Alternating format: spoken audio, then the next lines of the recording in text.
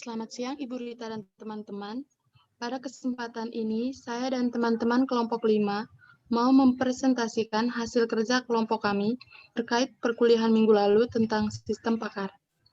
Sebelum memulai presentasi, pertama-tama kami akan memperkenalkan diri kami. Perkenalkan, saya Maria Inamaran, di sini sebagai anggota sekaligus moderator. Perkenalkan, saya Luis Jose Pumbinastika. Di sini saya sebagai koordinator.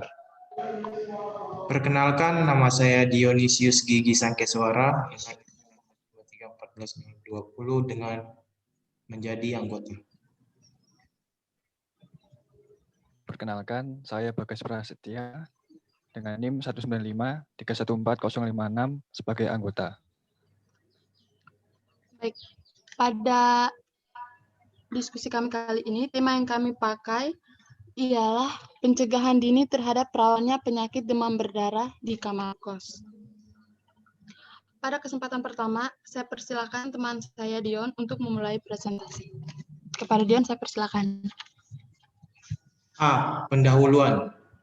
Demam berdarah dengue atau DBD adalah penyakit menular yang disebabkan oleh virus dengue yang dibawa oleh nyamuk Aedes aegypti dan Aedes albopictus.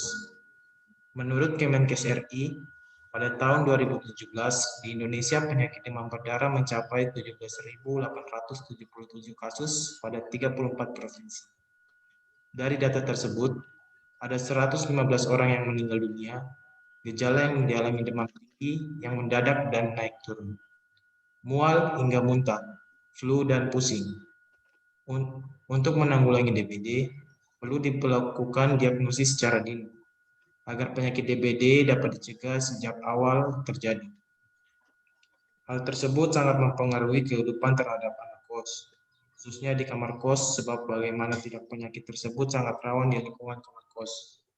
Seperti kamar kos yang kurang bersih sehingga menjadi tempat yang cocok untuk berkembang biaknya bibit penyakit tersebut. Maka dari itu, para anak kos diharuskan menjaga dan merawat kebersihan kamarnya sendiri untuk menanggulangi penyakit demam berdarah atau DBD. Selain itu, pada kesempatan ini kami memperkenalkan sebuah sistem pakar yang dapat membantu mendiagnosa gejala-gejala yang diderita oleh pasien untuk tahu apakah dia terkena demam berdarah atau tidak. Sekian. Baik, selanjutnya untuk bagian B akan dipresentasikan oleh teman saya Bagas. Pada Bagas, dipersilakan. Baik. Sistem pakar diagnosa penyakit demam berdarah. Untuk dapat mendiagnosa pasien, diperlukan data-data fakta yang mendukung proses diagnosa. Data-data fakta yang digunakan ialah data rekam medis pasien yang didapatkan dari rumah sakit. Data rekam medis tersebut dianalisis guna mendapat data yang spesifik dan menuangkan data yang didapatkan dalam bentuk Excel guna mempermudah pengolahan data. Nantinya, sistem pakar diagnosa demam berdarah akan memberikan beberapa pertanyaan mengenai gejala-gejala yang pasien alami yang mengarah pada penyakit demam berdarah. Jawaban-jawaban yang diberikan pasien nantinya akan dikumpulkan dan akan diolah untuk mendiagnosa pasien. Nantinya, sistem pakar akan memberikan sebuah kesimpulan yang merupakan hasil diagnosa apakah pasien tersebut terjangkit penyakit demam berdarah atau tidak. Berikut adalah data hasil analisis yang telah ditentukan variabel yang digunakan dalam membuat sistem. Daftar gejala demam berdarah diantaranya adalah demam, mual muntah, badan lemas, tidak nafsu makan, berkeringat, bintik merah, sulit BAB, pusing, gelisah, pendarahan, diare, nyeri, dan DBD. Semuanya bertipe binomial dan memiliki value ya atau tidak. Sekian. Baik, selanjutnya untuk bagian C akan dipresentasikan oleh teman saya Luis. Kepada Luis, saya persilakan.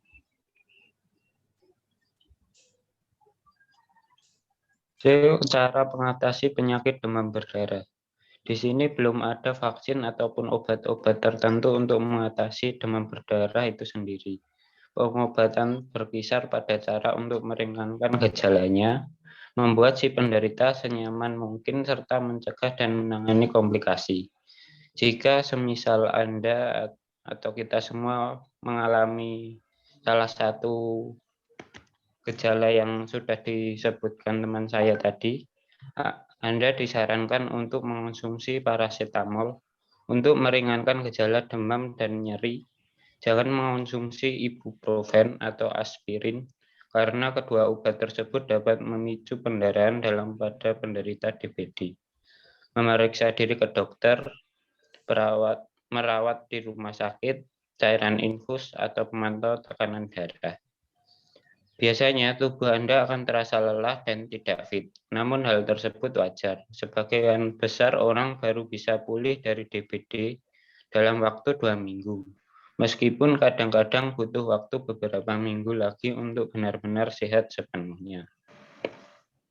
Maka dari itu Anda khususnya sebagai anak kos wajib untuk menjaga kebersihan kamar kos Anda, banyak istirahat dan banyak minum air putih untuk mencegah dehidrasi. Baik, setelah mendengar dan melihat presentasi sebelumnya, maka didapatkan kesimpulan sebagai berikut. Penyakit demam berdarah adalah penyakit yang sangat berbahaya yang disebabkan oleh salah satunya yaitu masalah faktor kebersihan. Dengan menjaga kebersihan lingkungan masing-masing, diharapkan kita dapat terhindar dari bahaya penyakit demam berdarah.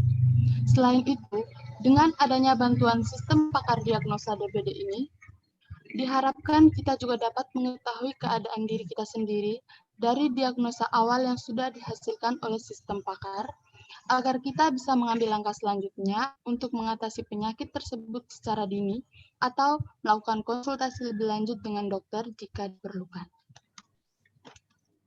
Selanjutnya ada dokumentasi kelompok kami, karena kami mengerjakan lewat Google Meet.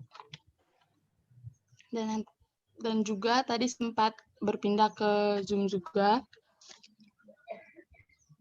Dan selama beberapa hari kami juga melakukan diskusi lewat WhatsApp group.